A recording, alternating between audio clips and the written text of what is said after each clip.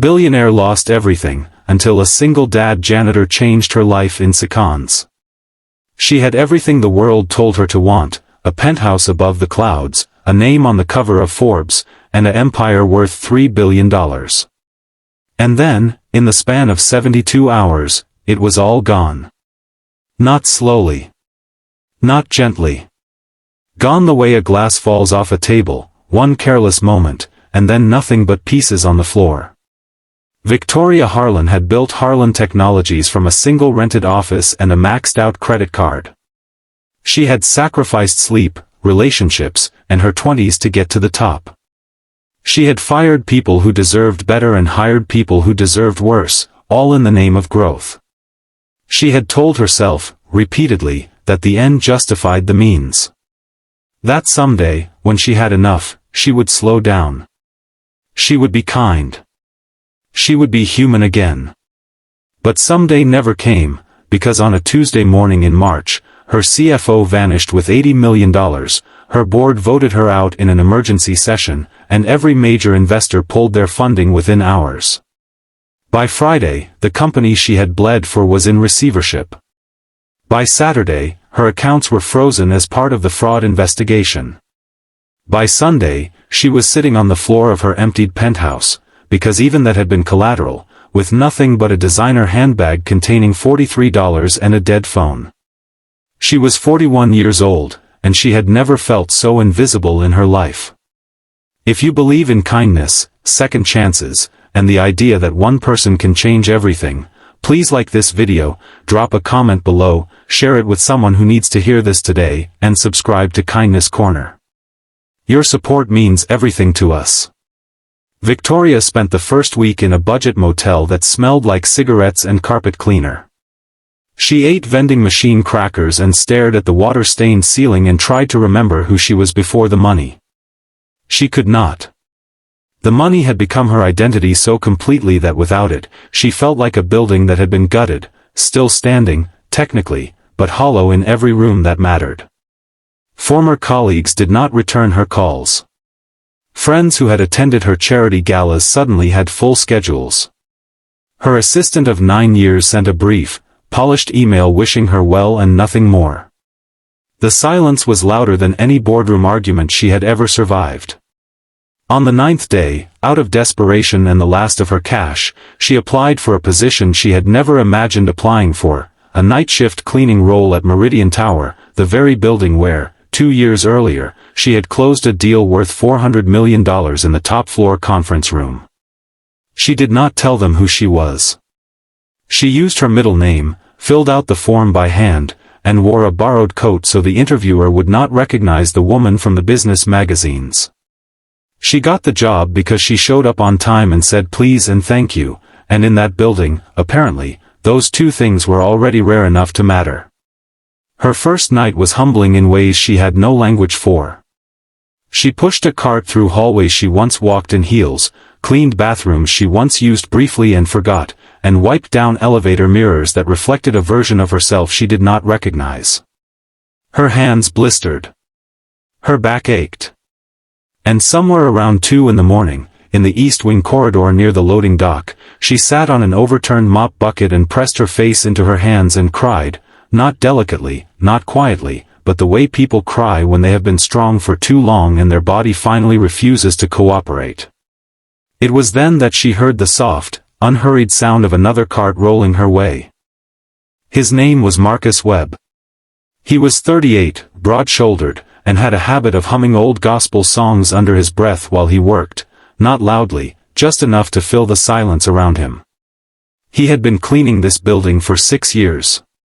He was also, as Victoria would learn gradually and in pieces, a single father to a 7-year-old girl named Lily, who had a rare autoimmune condition, who drew butterflies on every surface she could reach, and who believed with absolute certainty that her father was the greatest man alive.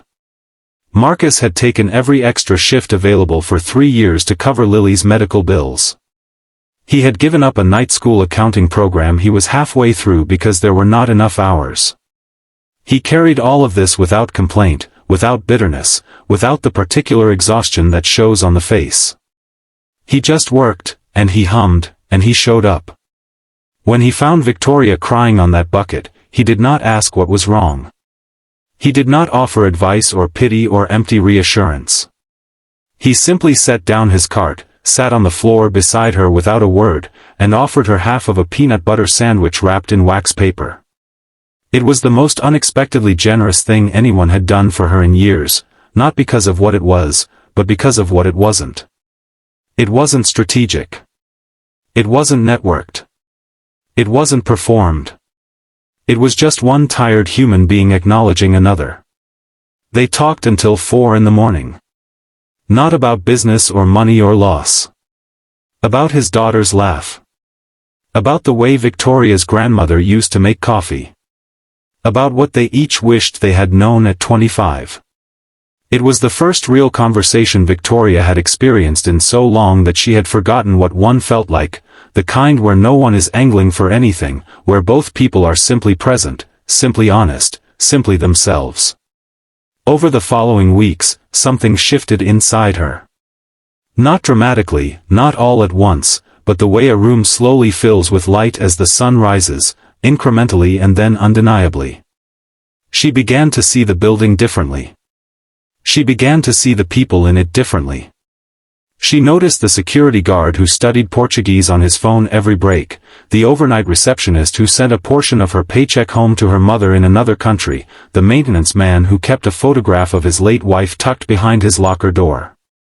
She had walked past all of them for years, in another life, and had never once wondered about a single one of them. The shame of that did not leave her. But it changed her. Marcus, without knowing it, was doing something extraordinary. He was not saving her in the cinematic sense.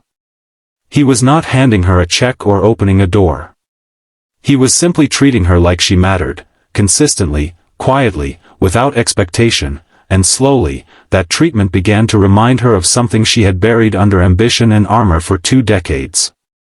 It reminded her that she had always had the ability to matter, and to make others feel the same. That this was, in fact, the only currency that had never depreciated. 3 months later, through a pro bono attorney who had once admired her early work, Victoria began the process of clearing her name. The investigation found what she had known all along: she had been betrayed, not criminal. Slowly, carefully, she began to rebuild. Not the empire. Not the penthouse. Something smaller and more deliberate, a consulting firm that helped underfunded startups, staffed partly by people like Marcus, people who had been overlooked their entire careers despite having everything that actually mattered. She paid fair wages. She closed early on Fridays. She kept peanut butter in the kitchen cabinet and never explained why. On the day she signed the lease for her first small office, she brought Lily a card and a set of colored pencils. Lily drew her a butterfly on the spot and told her she looked like someone who had been sad but wasn't anymore. Victoria held that drawing for a long time. She still has it, framed, on the wall above her desk, not to remember how far she had fallen, but to remember exactly who caught her. If this story touched something in your heart today, please like this video, leave a comment below telling us what it made you feel, share it with someone who might be quietly struggling, and subscribe to Kindness Corner. Every click you give helps us keep telling stories that remind the world that kindness still exists. Before we go, drop a comment with just one word that describes what Marcus meant to Victoria. We read every single one. Sometimes the person who changes your life is not standing on a stage. Sometimes they are pushing a cart down a quiet hallway at 2 in the morning, humming a song only they can hear, carrying more than you will ever know, and still choosing, without hesitation, to sit beside a stranger and share the only thing they have left to give.